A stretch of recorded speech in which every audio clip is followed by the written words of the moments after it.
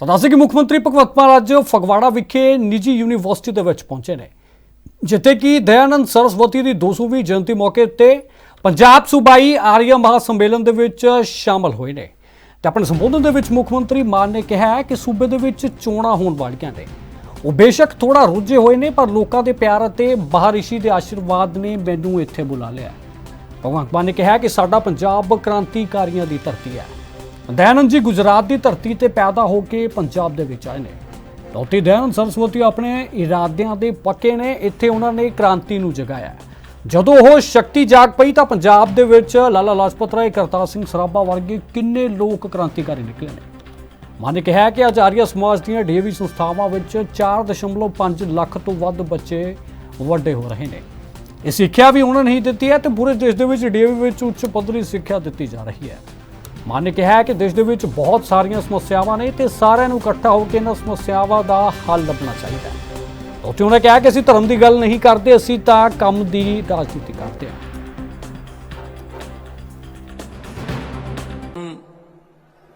महर्षि दयानंद सरस्वती जी का 200वां जन्म जयंती मना रहे हैं। आज जलंधर में इतने भारी संख्या में आप लोग आए हैं, अपनी श्रद्धा लेके आए हैं। मैं सबको बहुत बहुत बधाई देता हूं। आर्य समाज के जितने भी गुणी ज्ञानी विद्वान लोग यहां पर पहुंचे हैं, मैं उनको सादर प्रणाम कहता हूं पंजाब की धरती पर। और सर्वदेशिक सभा जो है उसके प्रधान सुरेश चंद्र जी, पंजाब आर्य प्रतिनिधि सभा के प्रधान सुदर्शन शर्मा जी, हम मेरी कैबिनेट के साथी और जलंधर वेस्ट से अभी अभी चुनाव जीतकर मंत्री बने श्री महेंद्र भगत जी, इस संस्था के चेयरमैन श्री रमेश मित्तल जी, श्री नरेश मित्तल जी, श्री प्रेम भारद्वाज जी, श्री विनय जो कि दिल्ली के महामंत्री हैं। असल में इन्होंने ही मुझे एक फंक्शन में मैं गया था दिल्ली में कुछ दिन पहले, तो वहां मुझे मिले और इन्होंने कहा कि हमने आपको वहां बुलाना है। मैंने कहा जी आप इसके लिए चाहे मेरे को जो सद्दा पत्र होता है, इनविटेशन कार्ड होता है, वो मत देना, आपने बोल दिया मैं आ जाऊंगा, कोई प्रॉब्लम नहीं है।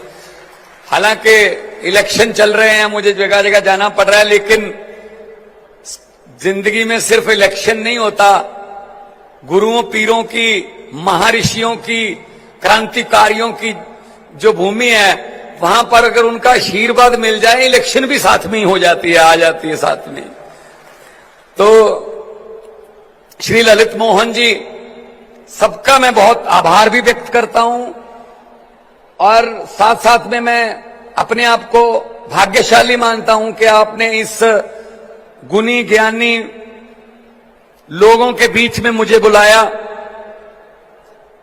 और सब लोग जितने भी चल के आए हैं पंजाब के कोने कोने से, एक एक कदम चला हुआ आपका हमारे सर माथे पर, सबको मेरा सादर प्रणाम, नमस्कार। जिस तरह जो मेरे से पहले बोलने वाले वक्ता थे, उन्होंने भी कहा पंजाब क्रांतिकारी लोगों की धरती है, समाज सुधारक लोगों की धरती है। गुजरात से पैदा होके महर्षि दयानंद जी पंजाब आए, यहां पर उन्होंने जोत जगाई, क्रांति की, उस जोत से जोत जगी। लाला लाजपत राय जी, करतार सिंह सराभा जी, कितने क्रांतिकारी पंजाब के, भगत सिंह जी, उन्होंने देश की आजादी के लिए अपना आप नौशावर कर दिया। कोई ना कोई तो चाहता है, कोई ना कोई तो होता है जिससे आप जोत लेते हो। वो अपनी जोत जो है, वो पंजाबी में कहते हैं किसे दीवे तो जोत लेके फिर ही भांबड़ बन दी है। सो ये महर्षि जी का प्रताप के उस जमाने में 200 साल आज मना रहे हैं, 200 साल पहले पैदा हुए। इसका मतलब शिक्षा के क्षेत्र में उन्होंने काम किया। जैसा कि बताया जा रहा है कि 4.5 लाख बच्चा आज आर्य समाज के जो डीएवी कॉलेज हैं, आर्य समाज के जो कॉलेज है वहां पढ़ाई हो रही है और शानदार पढ़ाई है, उच्च स्तर की पढ़ाई है। और जो सामाजिक कुरीतियां थी उनके खिलाफ संघर्ष किया और ऐसा मैं कहूंगा कि ऐसी चिन्ह लगाई क्रांतिकारियों को कि भगत सिंह ने शेर लिखा था एक कि इतनी वाकिफ हो गई है मेरी कलम मेरे किरदार से, इतनी वाकिफ हो गई है मेरी कलम मेरे किरदार से कि इश्क भी लिखना चाहता हूं तो इनकलाब लिखा जाता है। ऐसे लोग जो देश के लिए 23 साल की जवानी की उम्र में फांसी के रस्से चूम गए। बिल्कुल सही कहा प्रधान जी ने कि आज देश के सामने बहुत सी समस्याएं हैं। मैं कोई राजनीतिक बात नहीं करूंगा, ये पवित्र दिन है, राजनीति के लिए कहीं और दिन रख लेंगे, कहीं और रख लेंगे। समस्याओं को तो डिस्कस कर सकते हैं, बेरोजगारी से लेके जैसे बोला गया नशाखोरी, करप्शन, बहुत सी समस्याएं हैं। उसके लिए मिल बैठ के, सर जोड़ के बैठ के, गुणी ज्ञानी लोगों का तजर्बा साथ में लेके उनके हल समाधान निकालने पड़ेंगे। और उसके लिए हमारे पास वेद हैं, हमारे पास पवित्र ग्रंथ हैं, हमारे पास गुरुओं की शिक्षा है, हमारे पास शहीदों की प्रेरणा है। ये धरती तो ऐसी है, मैं अक्सर कहता हूं कि ये पंजाब की धरती है, बहुत जरखेज धरती है, बहुत फर्टाइल धरती है, उपजाऊ धरती है। यहां कोई भी बीज बो दो उग जाएगा, लेकिन नफरत का बीज जहां बिल्कुल नहीं उगता। ये कोई गलती करने की हिम्मत ना करे कि यहां नफरत का बीज उग सकता है। हम सब इकट्ठे रहते हैं।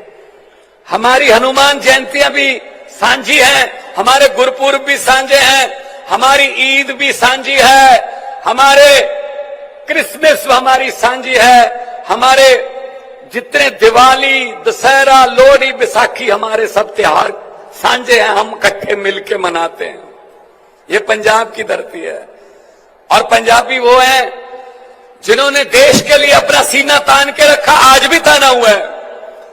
अगर दुश्मन की तरफ से कोई गोली आएगी, सबसे पहले पंजाबी सीने खड़े हैं वहां पे, चाहे कारगिल की पहाड़ियों में हो, चाहे गंगानगर के मारूथल में हो, हम पंजाबी लड़के खड़े हैं। हमारे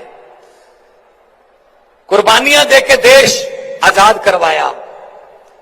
और ऐसे ऋषि मुनि जिनकी एक एक बात की हम अगर विस्तार से तो व्याख्या करने लगे तो किताबें भर जाएंगी, किताबें, लाइब्रेरियों में जगह कम पड़ जाएगी। इतनी बड़ी बड़ी बातें हमारे ऋषियों ने, मुनियों ने, गुरुओं ने हमें सिखाई। और सबसे बड़ी बात मानवता की सिखाई, और सबसे कॉमन बात ये सिखाई कि गरीब के पक्ष में खड़े होना है, आम लोगों के पक्ष में खड़े रहना है, गरीब का हक नहीं मारना। पैसा तो दुनिया कमाती है, कमा के चले जाते हैं, लेकिन समाज के लिए अगर कोई काम करे तो फिर उन्हीं का 200वां जयंती मनाते हैं जो समाज के लिए काम करें।